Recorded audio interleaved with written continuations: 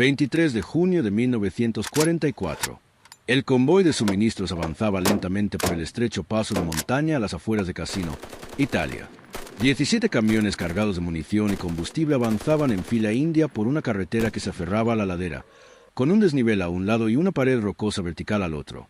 El sargento técnico Frank Romano ocupaba el asiento del copiloto del camión que encabezaba la marcha, con su ametralladora Browning M1919 A4 montada en un pedestal improvisado a su lado, escrutando las crestas en busca de señales de la emboscada alemana que sabía que se avecinaba. Los informes de inteligencia advertían que las fuerzas alemanas estaban interceptando las rutas de suministro a través de este sector con cada vez mayor frecuencia, situando los equipos de armas ligeras en posiciones elevadas desde donde podían disparar a los convoys que pasaban con efectos devastadores. El estrecho paso no ofrecía margen para maniobras evasivas, ninguna cobertura digna de mención y opciones limitadas para devolver el fuego a los atacantes apostados en terreno elevado. Romano comprendió que si los alemanes abrían fuego desde las crestas, la supervivencia del convoy dependería completamente de la rapidez con la que los vehículos de escolta pudieran lanzar fuego de supresión lo suficientemente preciso como para obligar a los emboscadores a ponerse a cubierto. Su ametralladora representaba la principal arma defensiva del convoy, y en los próximos 10 minutos tendría que superar sus capacidades diseñadas o los soldados estadounidenses morirían en vehículos en llamas atrapados en esta trampa mortal de montaña. Frank Romano tenía 32 años, un soldado de carrera que se había alistado en 1933, en plena depresión, cuando el servicio militar ofrecía un empleo estable que no estaba disponible en la economía civil. Antes de incorporarse al ejército, trabajó como mecánico de automóviles en Detroit, donde desarrolló habilidades de diagnóstico y reparación de sistemas mecánicos complejos que se adaptaron de forma excepcional al mantenimiento de armas militares.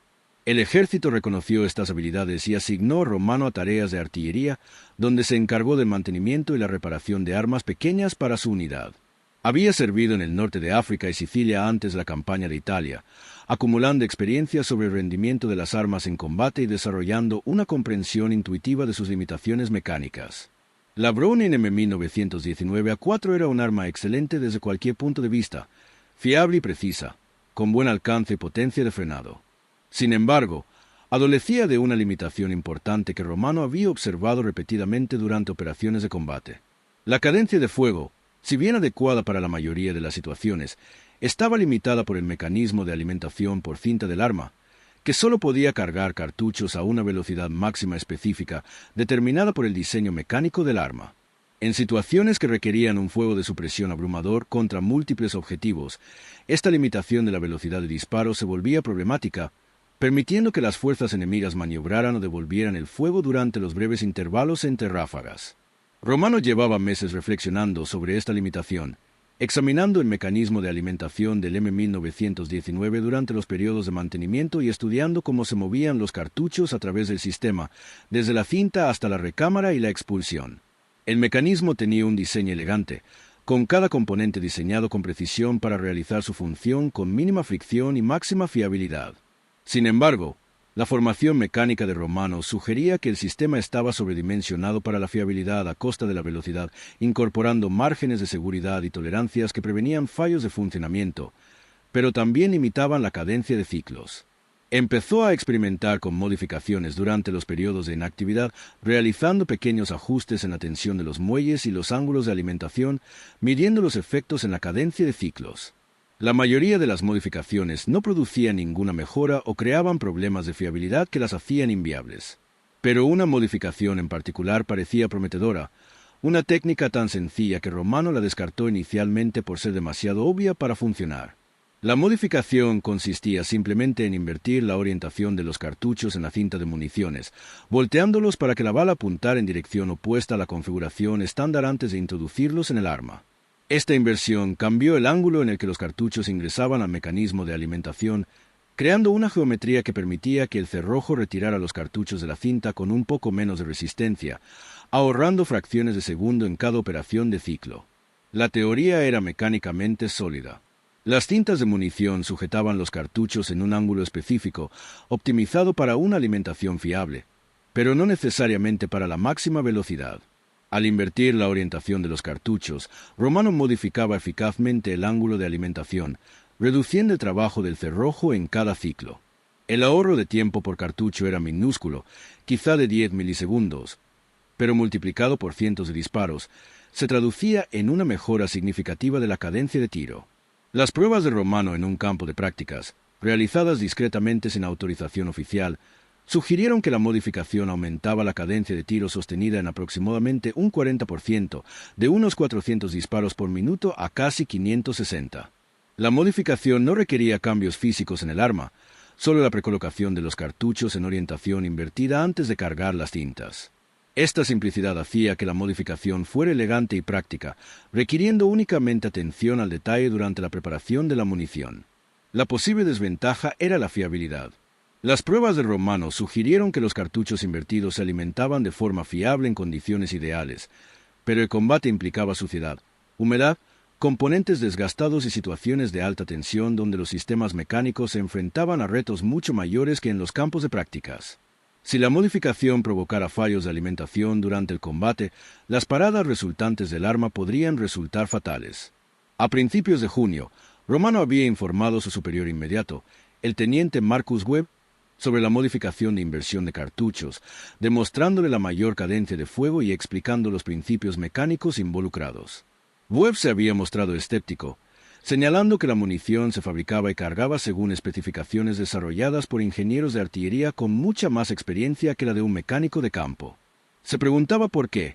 Si la inversión de cartuchos mejoraba el rendimiento, la modificación no era ya una práctica estándar. Romano reconoció estas preocupaciones, pero argumentó que las especificaciones de ingeniería se optimizaron para múltiples prioridades, como el coste, la simplicidad de fabricación y la compatibilidad universal entre diversas armas. Su modificación sacrificó algunas de estas prioridades para maximizar la cadencia de fuego de un arma específica en una situación táctica específica. Webb no quedó convencido y denegó el permiso para implementar la modificación oficialmente, aunque no prohibió explícitamente a Romano continuar con sus experimentos. Esta ambigua autorización reflejaba el reconocimiento de Webb de que Romano entendía la mecánica de armas mejor que la mayoría de los oficiales, junto con la cautela institucional a la hora de autorizar desviaciones de los procedimientos establecidos. Romano interpretó la ambigüedad como un permiso tácito para continuar desarrollando la modificación, asumiendo la responsabilidad personal en caso de problemas. La decisión de cargar su arma de escolta de convoys con cartuchos invertidos llegó la noche anterior a la misión del 23 de junio, mientras Romano preparaba su munición y equipo. Los informes de inteligencia habían destacado el alto nivel de amenaza en la ruta del paso de montaña, señalando que 3 convoys anteriores habían sido emboscados en las últimas 2 semanas con bajas significativas. Romano comprendía que las tácticas defensivas estándar podrían resultar inadecuadas si las fuerzas alemanas habían posicionado fuertes elementos de emboscada a lo largo de la ruta. Su arma modificada ofrecía una ventaja potencial que podría marcar la diferencia entre superar con éxito una emboscada o ser destruida en la zona de aniquilación. Pasó 3 horas esa noche invirtiendo cartuchos en 6 cintas de munición, colocando cuidadosamente cada bala en la orientación opuesta a la carga estándar, verificando su trabajo 2 veces para garantizar la consistencia. El proceso era tedioso y lento, requiriendo la manipulación manual de cientos de cartuchos individuales. Las manos de Romano se acalambraban por los movimientos repetitivos, pero persistió, convencido de que la modificación demostraría su valor en la próxima misión. También preparó varias cintas cargadas de manera estándar como respaldo, reconociendo que si los cartuchos invertidos causaban problemas de alimentación, necesitaría munición convencional disponible para recarga inmediata. El convoy partió de su depósito de suministros a las 5:30 del 23 de junio. 17 vehículos se dirigieron al norte hacia las unidades de vanguardia que consumían munición y combustible a un ritmo que ponía a prueba la capacidad logística. La posición de Romano en el camión de cabeza le otorgaba la responsabilidad principal de la defensa avanzada, con 2 vehículos adicionales equipados con ametralladoras posicionados en el centro del convoy y en la retaguardia. El avance de los primeros 20 kilómetros transcurrió sin incidentes, atravesando terreno relativamente abierto donde las emboscadas eran menos probables. Al entrar el convoy en el paso de montaña alrededor de las 7:15, la tensión aumentó notablemente. El camino estrecho, el espacio reducido y las posiciones elevadas a ambos flancos creaban un entorno donde la emboscada no solo era posible, sino probable. Romano cargó su arma, introduciendo la primera cinta de cartuchos invertidos en el mecanismo, observando con satisfacción que la carga inicial se desarrollaba sin problemas a pesar de la orientación poco convencional. Ajustó su posición para maximizar su campo de tiro hacia las posiciones de emboscada más probables en la cresta oriental, donde la luz del sol de la mañana daría en la espalda de los atacantes y en los ojos de los defensores. Su conductor, el soldado Eddie Chen, mantuvo una velocidad constante a pesar de las condiciones peligrosas, confiando en que Romano y los otros artilleros manejarían las amenazas si se materializaban. La emboscada comenzó a las 7:41, justo cuando el convoy llegaba a la sección más estrecha del paso, donde las paredes verticales de roca se cerraban a ambos lados y el ancho de la carretera apenas permitía el paso de un camión. La primera señal no fueron disparos, sino movimiento en la cresta. Soldados alemanes se alzaban desde posiciones ocultas a 300 metros sobre la carretera, preparándose para disparar contra el convoy atrapado. Romano los vio durante quizás un segundo antes de que abrieran fuego, tiempo suficiente para dirigir su arma hacia la amenaza y apretar el gatillo de mariposa. La Browning rugió, disparando una ráfaga de balas trazadoras que se elevaban hacia las posiciones alemanas, con una cadencia de fuego notablemente superior a la que Romano estaba acostumbrado a oír en armas de configuración estándar. La modificación funcionaba.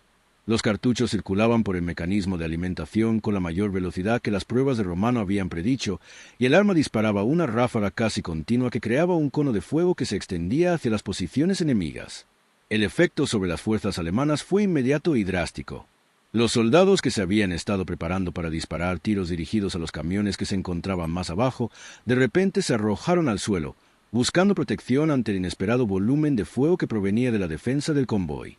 La mayor cadencia de fuego proporcionó exactamente la ventaja que Romano había anticipado. El fuego de ametralladora estándar, aunque peligroso, permitía a los soldados experimentados breves intervalos entre ráfagas para moverse, apuntar o devolver el fuego. El arma modificada de Romano eliminó esos intervalos, creando una supresión continua que obligaba a los soldados alemanes a permanecer a cubierto en lugar de enfrentarse eficazmente. El impacto psicológico superó el peligro físico. El gran volumen de fuego sugería a las fuerzas alemanas que se enfrentaban a un armamento defensivo mucho más pesado de lo que indicaba la inteligencia. Romano distribuyó su arma sistemáticamente por la cresta, dirigiendo su fuego a través de las zonas donde había visto movimiento, manteniendo una presión que impedía a los alemanes establecer posiciones de fuego efectivas. Su consumo de munición fue tremendo. La primera cinta de 250 proyectiles se agotó en menos de 30 segundos, pero el efecto táctico justificó el gasto. Chen mantuvo el camión en movimiento a pesar de la emboscada, consciente de que detenerse en la zona de aniquilación significaba una destrucción segura, que su única oportunidad era mantener el impulso mientras Romano y los demás artilleros reprimían la fuerza de la emboscada. Las fuerzas alemanas se adaptaron rápidamente, reconociendo que el ataque directo a la ametralladora del vehículo líder era inútil y desviando su fuego hacia los camiones menos defendidos, más atrás en el convoy. Romano oyó el distintivo estallido de los fusiles Mauser al disparar a los objetivos tras él, seguido de martilleo más profundo de las ametralladoras MG-42 alemanas, que abrían fuego desde posiciones que Romano aún no había identificado. La MG-42 era un arma temible, capaz de alcanzar cadencias de fuego superiores a los 1.200 disparos por minuto, mucho más rápidas que cualquier ametralladora estadounidense. En circunstancias normales, la cadencia de fuego de la MG-42 otorgaba a las fuerzas alemanas una ventaja decisiva en cualquier tiroteo sostenido. Pero los cañones alemanes estaban situados en la cresta, a 300 metros sobre la carretera, disparando hacia abajo en ángulos pronunciados que reducían su zona de ataque efectiva. El arma de Romano, disparando hacia arriba desde el nivel de la carretera, podía barrer toda la cresta con pequeños ajustes de giro, atacando múltiples posiciones rápidamente. La combinación de su cadencia de fuego modificada y su geometría táctica superior le permitía lograr efectos de supresión cercanos a los de las armas alemanas más rápidas, a pesar de su diseño inherentemente más lento. Quemó su segundo cinturón de cartuchos invertidos, luego el tercero. Cada cinturón duró solo unos segundos, pero cada uno lanzó un fuego concentrado que obligó a los artilleros alemanes a dejar de disparar y ponerse a cubierto. El momento crítico llegó a los 4 minutos de la emboscada, cuando el cuarto cinturón de Romano se atascó. Un cartucho no se cargó correctamente, lo que provocó que el arma dejara de disparar en el peor momento posible. Las fuerzas alemanas, al percibir el repentino cese del fuego de supresión, incrementaron de inmediato su propio fuego, atacando al convoy con renovada intensidad. Romano ejecutó procedimientos de acción inmediata, despejando el cartucho atascado e intentando reanudar el fuego. Pero el atasco se había producido de tal manera que requería una limpieza más exhaustiva de la que se podía lograr en segundos. Abandonó el cinturón atascado, Tomó uno de sus cinturones de repuesto cargado con cartuchos de orientación estándar, lo introdujo en el arma y cargó el primer cartucho. El arma reanudó el fuego, pero su cadencia estándar notablemente más lenta que la configuración modificada. La diferencia fue tácticamente significativa. Los soldados alemanes, al no enfrentarse ya al abrumador volumen de fuego que los había suprimido inicialmente, comenzaron a disparar con mayor eficacia. Los proyectiles impactaron en el camión de cabeza, destrozando el parabrisas y perforando el capó, mientras que el radiador dañado emanaba vapor. Chen luchó por mantener el control mientras el camión se tambaleaba y amenazaba con detenerse. Romano continuó disparando con su cinturón cargado de serie, logrando cierto efecto supresor pero incapaz de dominar el tiroteo como lo había hecho con los cartuchos invertidos. El atasco se había producido precisamente por el problema de fiabilidad que había hecho que los superiores dudaran de la modificación de Romano. Bajo la presión del combate, con el calentamiento del arma por el fuego sostenido y el desgaste de los componentes por los ciclos rápidos, las tolerancias marginales creadas por la alimentación inversa de cartuchos habían provocado un fallo. Las pruebas de Romano no habían reproducido adecuadamente estas condiciones, y ahora las consecuencias se manifestaban en el peor momento posible. Pero Romano era un mecánico experimentado que comprendía que todo sistema mecánico tiene modos de fallo y que un funcionamiento correcto requería adaptarse a ellos en lugar de verse paralizado por ellos. Evaluó el atasco rápidamente, reconociendo que la alimentación inversa de cartuchos causaba un tipo específico de fallo relacionado con el tiempo de extracción. Podía evitar este fallo reduciendo ligeramente la cadencia de tiro, dando más tiempo a cada ciclo de extracción antes de iniciar el siguiente. Esto sacrificaría parte de la ventaja en la cadencia de tiro, pero mantendría la mejora suficiente para que la modificación fuera tácticamente valiosa, a la vez que mejoraba la fiabilidad a niveles aceptables. Limpió la cinta atascada, volvió a verificar que los cartuchos estuvieran correctamente colocados y recargó el arma. Esta vez, al apretar el gatillo, disparó en ráfagas más cortas con pausas breves entre ellas, permitiendo que el mecanismo completara cada ciclo antes de exigir el siguiente. La técnica funcionó. El arma reanudó la cadencia de fuego aumentada sin sufrir más atascos.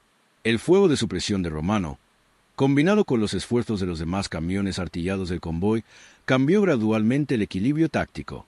Las fuerzas alemanas habían logrado la sorpresa inicial y mantenido posiciones superiores, pero carecían de munición y de capacidad de refuerzo para sostener un enfrentamiento prolongado. A medida que la emboscada se prolongaba más de 10 minutos, su fuego disminuyó notablemente, cesando el fuego de las armas individuales a medida que la munición escaseaba o las posiciones se volvían insostenibles bajo la continua represión estadounidense.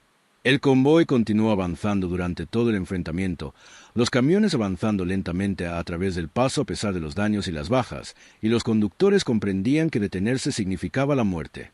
Para el cuarto de hora, el fuego alemán se había vuelto esporádico e ineficaz.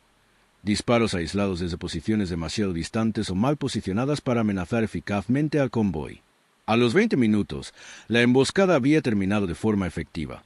Las fuerzas alemanas se retiraron de sus posiciones y se refugió en las montañas en lugar de permanecer expuestas al fuego estadounidense sin lograr su objetivo de detener el convoy.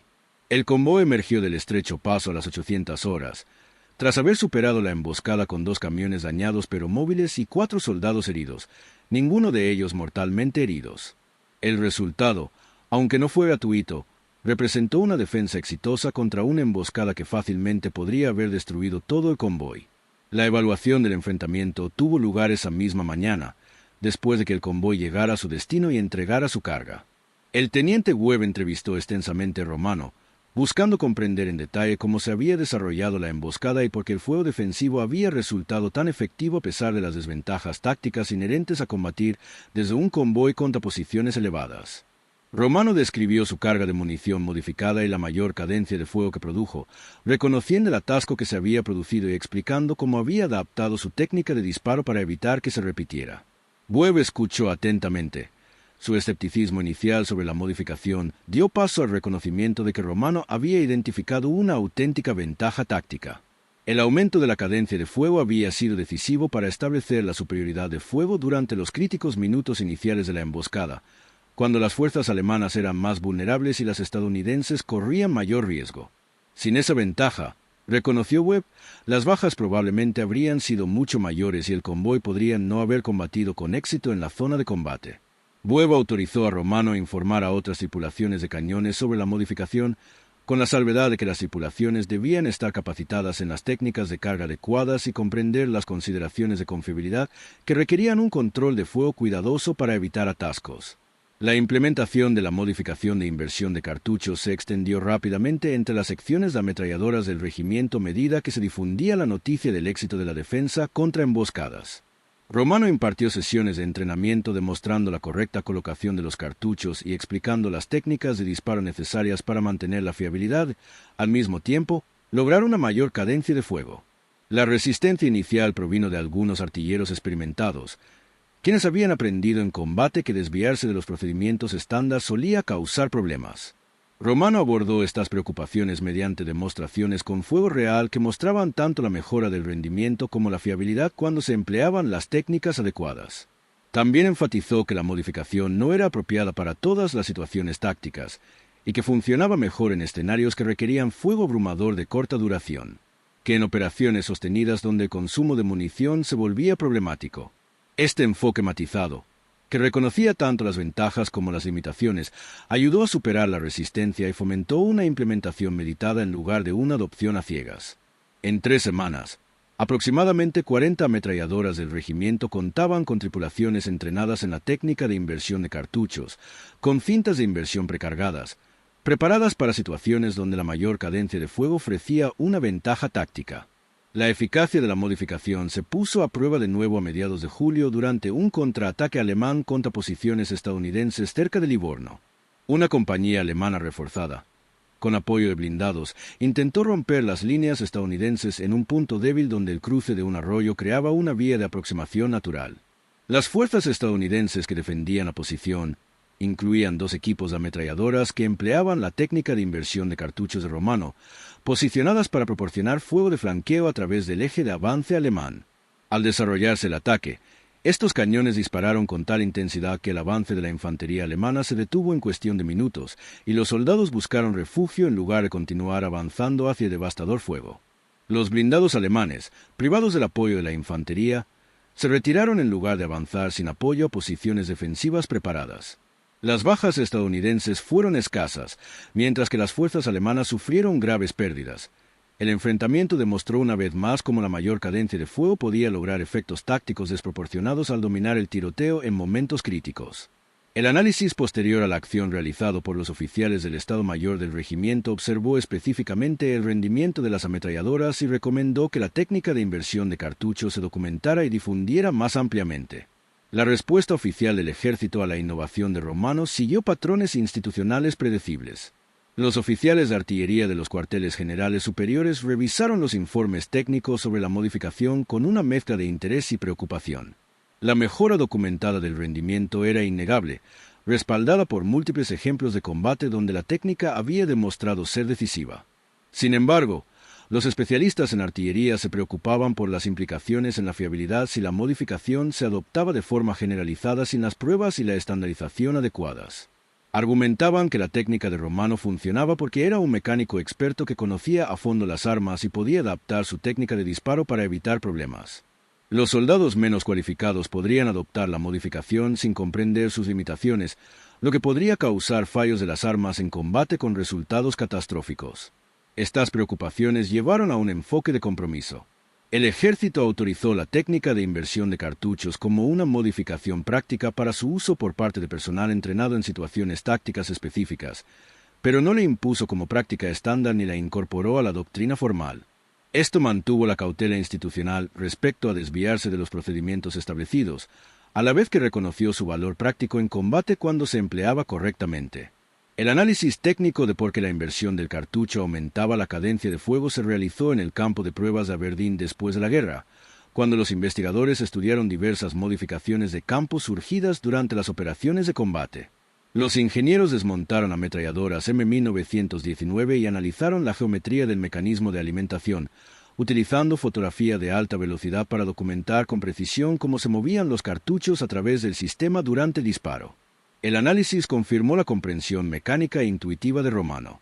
La orientación estándar del cartucho requería que el cerrojo realizara cierto trabajo mecánico durante la alimentación, que podía reducirse invirtiendo la orientación y modificando los ángulos de aproximación. La reducción del trabajo por ciclo se tradujo directamente en ciclos más rápidos, y la magnitud de la mejora observada por Romano coincidió con lo predicho por el análisis matemático. La investigación también confirmó que la modificación creaba tolerancias mecánicas más estrictas que aumentaban la probabilidad de atasco en condiciones adversas, lo que validó tanto la visión de Romano sobre la mejora del rendimiento como las preocupaciones oficiales sobre las compensaciones en la fiabilidad. La investigación contribuyó a los diseños posteriores de ametralladoras que incorporaron mecanismos de alimentación mejorados, aunque estas mejoras tardaron años en implementarse en las armas de producción. Romano recibió reconocimiento oficial por su innovación en agosto de 1944 al ser galardonado con la Estrella de Bronce. Esta distinción destacaba tanto sus acciones durante la emboscada del 23 de junio como su innovación técnica, que mejoró las capacidades defensivas de su unidad. La entrega de la medalla tuvo lugar durante una breve ceremonia en el cuartel general del regimiento. El coronel James Harford colocó personalmente la condecoración en el uniforme de Romano, mientras los oficiales del Estado Mayor reunidos aplaudían. Harford habló sobre innovación y adaptación, utilizando la modificación de Romano como ejemplo de cómo los soldados más próximos a los problemas de combate a menudo desarrollaban soluciones que escapaban a los ingenieros y planificadores que trabajaban lejos del frente. Romano permaneció firme durante toda la ceremonia, incómodo con la atención, pero reconociendo que el reconocimiento validaba sus instintos mecánicos y animaba a otros soldados a pensar creativamente en la mejora de su equipo y tácticas. La ceremonia concluyó con Harford pidiendo a Romano que continuara trabajando en mejoras de armas, autorizándolo oficialmente a experimentar con modificaciones que pudieran aumentar la efectividad en combate, incluso si se desviaban de las configuraciones estándar. Romano sobrevivió a la guerra, combatiendo durante el resto de la campaña italiana y finalmente siendo transferido a Francia para el avance final hacia Alemania. Ascendió a sargento mayor en diciembre de 1944 y fue asignado a la sección de artillería de la división, donde su experiencia mecánica podía beneficiar a toda la división, no solo a su unidad inmediata. Continuó trabajando en modificaciones de armas y mejoras de mantenimiento durante toda la guerra, desarrollando diversas técnicas adicionales que mejoraron la fiabilidad y el rendimiento en condiciones de campo. Tras el fin de la guerra, Romano permaneció en el ejército, pasando al servicio regular en lugar de aceptar la baja. Sirvió 23 años en total, retirándose como suboficial superior de la rama de artillería en 1956. Su carrera de posguerra incluyó asignaciones en diversas escuelas de artillería, donde impartió clases de mantenimiento de armas y contribuyó al desarrollo de programas de entrenamiento que incorporaban las lecciones aprendidas en combate. Sostuvo a lo largo de su carrera que los soldados de campaña comprendían los requisitos de las armas mejor que muchos ingenieros, y que las organizaciones militares exitosas creaban canales para la innovación desde abajo en lugar de depender exclusivamente del desarrollo desde arriba. La modificación de inversión de cartuchos dejó de usarse después de la Segunda Guerra Mundial, ya que los nuevos diseños de armas, con mayores cadencias de fuego inherentes, hicieron innecesario el recurso de campaña de Romano. La ametralladora M60, que sustituyó a la M1919 en el servicio estadounidense durante la década de 1950, incorporó mecanismos de alimentación avanzados que permitían mayores cadencias de fuego sin necesidad de modificar la munición. Sin embargo, el principio que Romano había demostrado, que las observaciones de campo podían identificar mejoras de rendimiento mediante la comprensión de los sistemas mecánicos, siguió vigente durante las décadas posteriores. Las organizaciones militares invirtieron cada vez más en programas formales para recopilar la opinión de los soldados sobre el rendimiento del equipo, reconociendo que la experiencia en combate revelaba deficiencias y oportunidades que las pruebas de laboratorio no podían anticipar. La innovación de Romano se convirtió en un caso práctico impartido en diversas escuelas militares, ilustrando cómo el conocimiento técnico, combinado con la experiencia en combate, podía generar ventajas tácticas que transformaban los resultados operativos. La literatura técnica de posguerra mencionaba ocasionalmente la modificación de Romano al analizar el diseño de mecanismos de alimentación para armas de cinta.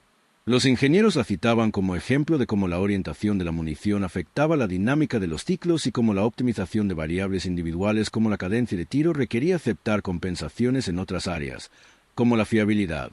Algunos sistemas de armas experimentales desarrollados durante las décadas de 1950 y 1960 incorporaban mecanismos de alimentación ajustables que permitían a los operadores modificar los ángulos de aproximación de la munición, implementando directamente el principio que Romano había descubierto empíricamente. Estos sistemas generalmente resultaron demasiado complejos para su uso en el campo, lo que confirmó que la simplicidad y la fiabilidad seguían siendo más importantes que las mejoras marginales en el rendimiento para la mayoría de las aplicaciones militares. Sin embargo, la investigación validó que la idea de Romano era fundamentalmente acertada, que la geometría de la munición afectaba significativamente al rendimiento del arma y que las modificaciones en el campo basadas en la comprensión mecánica podían lograr efectos tácticos significativos. Frank Romano se retiró del ejército en 1956 y se estableció en Texas, donde abrió una armería especializada en modificaciones personalizadas para armas de fuego civiles. Su taller se hizo famoso entre los aficionados al tiro por combinar la experiencia técnica con la comprensión práctica del rendimiento de las armas en condiciones reales. Romano rara vez hablaba de su servicio militar con los clientes, prefiriendo centrarse en el trabajo en cuestión en lugar de revisitar experiencias que la mayoría de los civiles no podían comprender. Sin embargo, los clientes veteranos que conocían su experiencia solían solicitar modificaciones específicas basadas en sus innovaciones de guerra, y Romano atendía estas solicitudes, explicando tanto las ventajas como las limitaciones de los distintos enfoques. Mantuvo correspondencia con otros veteranos de su unidad de guerra, asistiendo a reuniones ocasionales y compartiendo novedades sobre sus vidas después de la guerra. Estas conexiones siguieron siendo importantes para Romano a lo largo de su vida, representando vínculos forjados en circunstancias que propiciaron un entendimiento imposible de lograr de otra manera. Romano falleció en 1993 a la edad de 81 años. Su obituario menciona su servicio militar y su estrella de bronce, pero ofrece pocos detalles sobre las innovaciones que le permitieron obtenerla. Su armería cerró tras su muerte, ya que el negocio se sustentaba en su experiencia personal en lugar de estar estructurado para su continuidad. Herramientas, equipos y notas técnicas se vendieron en subastas de bienes, dispersando la evidencia física de su trabajo, pero sin eliminar la influencia que sus ideas habían ejercido en quienes trabajaron con él. Varios de sus antiguos aprendices continuaron operando armerías donde aplicaron las técnicas que Romano les había enseñado, preservando el conocimiento práctico que había acumulado durante décadas de trabajo con sistemas mecánicos. El legado intelectual de su enfoque, que valoraba la observación empírica y la resolución creativa de problemas por encima de la estricta adherencia a los métodos convencionales, continuó influyendo en la forma en que la gente pensaba sobre la modificación de armas y la optimización del rendimiento mucho después de su muerte. Los historiadores militares que estudian la innovación táctica durante la Segunda Guerra Mundial citan ocasionalmente la inversión de cartuchos de Romano como ejemplo de modificación de campo exitosa, comparándola con numerosos experimentos fallidos que causaron más problemas de los que resolvieron. La historia ilustra varios principios que distinguen la innovación exitosa de la mera experimentación. Romano poseía una auténtica experiencia técnica, pues comprendía los sistemas mecánicos que modificaba en lugar de realizar cambios aleatorios con la esperanza de mejorarlos. Probó su modificación exhaustivamente antes de implementarla en combate, identificando las características de rendimiento y las limitaciones mediante una evaluación sistemática. Mantuvo una actitud realista respecto a las compensaciones, reconociendo que una mayor cadencia de fuego conllevaba costos de fiabilidad que requerían una gestión cuidadosa. Y lo que es más importante, aplicó su modificación en contextos tácticos apropiados donde sus ventajas justificaban sus limitaciones, en lugar de considerarla una mejora universal aplicable a todas las situaciones. Estos principios siguen siendo relevantes para la innovación militar contemporánea, donde la complejidad tecnológica hace aún más crucial la comprensión mecánica y donde el ritmo operativo exige una rápida adaptación a los desafíos emergentes. La dimensión humana de la historia de Romano merece ser enfatizada más allá de los detalles técnicos sobre la orientación de la munición y las tasas de ciclo. Era sargento, un suboficial con experiencia técnica pero autoridad formal limitada, que trabajaba en una organización jerárquica que valoraba los procedimientos establecidos y veía con recelo las desviaciones de la doctrina. En este entorno, proponer modificaciones al equipo estándar requería tanto confianza técnica como valentía personal y la disposición a arriesgarse a críticas o castigos si los experimentos fallaban. Romano poseía ambas cualidades, confiando en su comprensión de la mecánica lo suficiente como para desafiar la sabiduría convencional, a la vez que aceptaba la responsabilidad personal de los resultados. Esta combinación de competencia técnica e iniciativa personal ejemplifica las cualidades de liderazgo que distinguen a los suboficiales eficaces, quienes deben equilibrar el respeto a la autoridad con la disposición a promover mejoras cuando su experiencia sugiere que existen mejores enfoques.